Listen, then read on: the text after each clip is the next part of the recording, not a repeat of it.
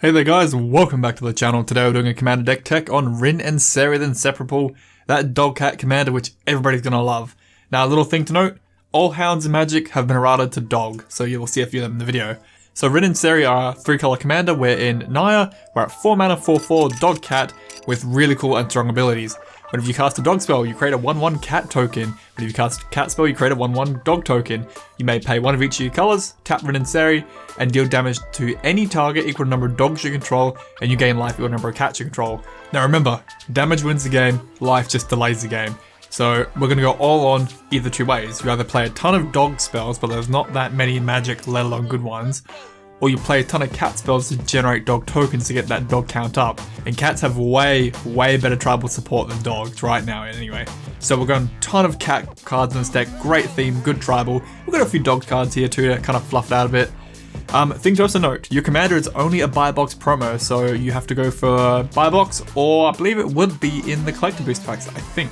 So first card to talk about, Helm of the Host. This card breaks your commander. Not so much for having multiple tap effects to deal more damage with your commander, but having more commanders that can generate more tokens for every spell you cast. Gets out of hand very quickly.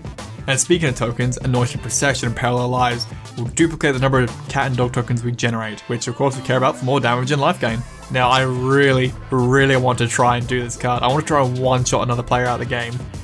6 mana red enchantment from Core 21, triple damage to anything you deal damage to. I really want to just hit a player as you go BAM! 60 to the face and take him out. So that's a little goal for me in this video.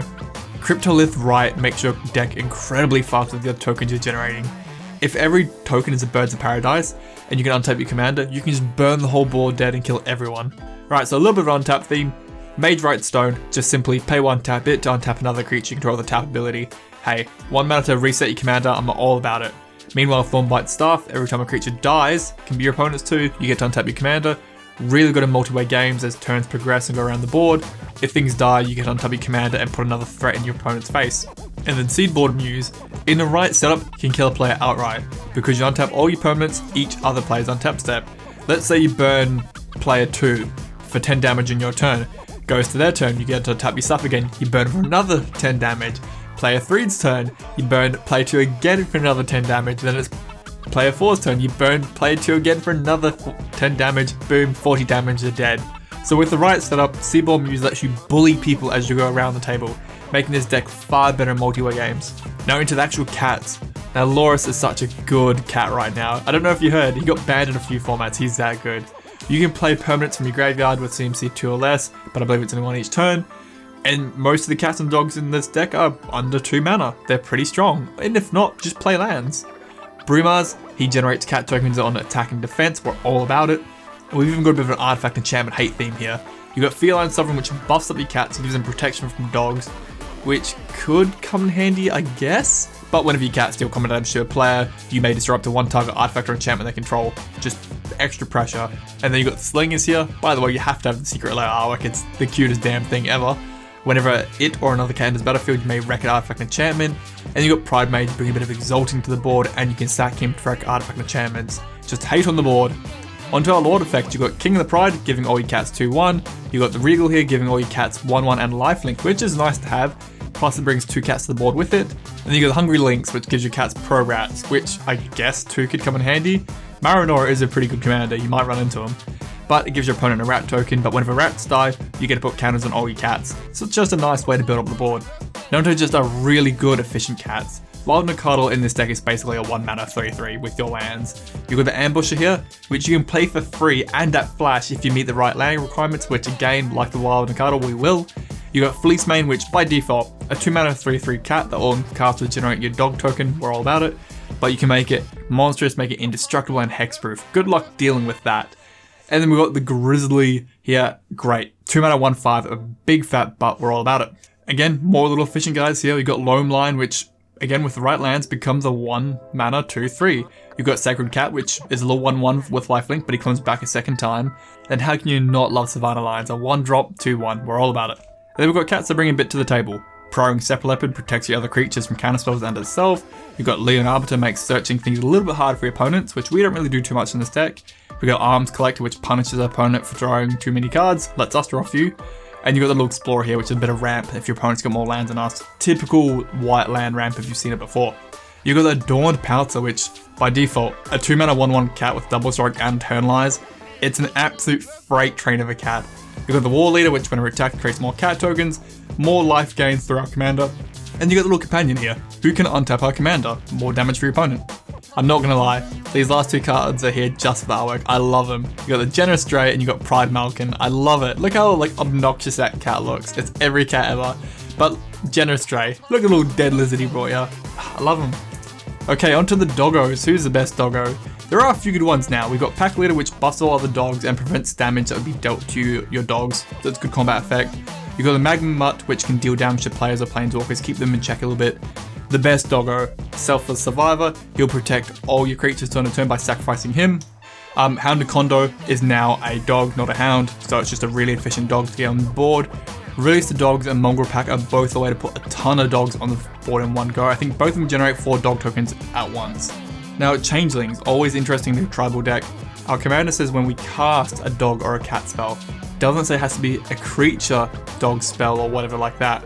So shapeshifter cards with Changeling do trigger it. So Crib Swap is removal by exiling a creature, but we'll get both tokens out of it. Same with the shields here, it just buffs some creatures, but again casting it will get you both the creature types you want. Similar with the Automaton here and the Mirror Entity, but the Mirror Entity can let you buff your entire board in one go if we need to. Support, we've got Skull Clamp because equip it to a 1/1 and draw 2 cards. We're loving the dream. The booties here are protecting our commander and other key cats and dogs. Well of Lost Dreams lets us draw a ton of cards based on our life gain, thanks to our commander, very viable. God of Eternal Orchetra, she was a cat, but now she's dead. But casting all these cheap creatures, we can generate a zombie army token. The zombies don't fit the theme, but they're just so strong and efficient for playing 1 mana for a 1/1, and you get a 4/4 token out of it. Hey, you can't complain. And Eilish Norm, because again, we're a token deck, we're going wide, having a really strong Anthem effect like her is strong to have. Kill It Dead, Wrath of God is our board wipe. Don't really feel like we need too many in this deck, because it's gonna just burn our opponent's dead. Path to Exile, Source of Plowshare, direct removal. We've got Hull Breach, Return to Nature, and Wear and Tear is just Artifact Enchantment Hate. We've already got plenty in the deck, so just use them willingly. Bit of Ramp, Birds of Paradise, I'm all about it, getting things a little bit faster. Burgeoning, I love Exploration, but that card is too expensive, so Burgeoning it is.